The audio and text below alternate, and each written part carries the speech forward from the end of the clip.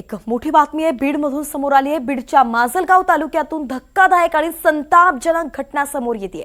पत्नी नांदायला येत नसल्याच्या कारणावरून संतापलेल्या पतीने थेट आपल्या 2 चिमुकल्या मुलींवरती जीवघेणा हल्ला केल्याचा आरोप होतोय। लहामेवाडी इथल्या आरोपीने 4 आणि 5 वर्षांच्या मुलींवरती डिझेल ओतून त्यांना जिवंत जाळण्याचा प्रयत्न केला। सुदैवाने शेजारचे लोक योग्य वेळी घरी आल्याने मोठा अनर्थ टळला। पत्नीच्या फिर्यादीवरून महेश सोमासे याच्या विरुद्ध माजलगाव ग्रामीण पोलीस ठाण्यात गुन्हा दाखल झाला। पोलीस अधिकचा तपास करतायत। एकंदरीतच पत्नी नांदायला येत नाही म्हणून त्या पतीने आपल्याच पोटच्या 2 मुलींना जिवंत जाळण्याचा प्रयत्न केलेला आहे। हा खरं तर आरोप केला जातोय आणि जेव्हा हा प्रकार होत होता तेव्हा अगदी वेळेवरती तिथले शेजारी जे आहेत ते आले, त्यामुळे दोन्ही चिमुकल्या मुलींचा जीव वाचलेला आहे। मात्र या संदर्भात आता पत्नीने गुन्हा तक्रार जी ती दिलेली आहे आणि त्यानुसार गुन्हा देखील नोंदवण्यात आलेला आहे। माजलगाव ग्रामीण पोलीस ठाण्यात गुन्हा नोंदवला आहे।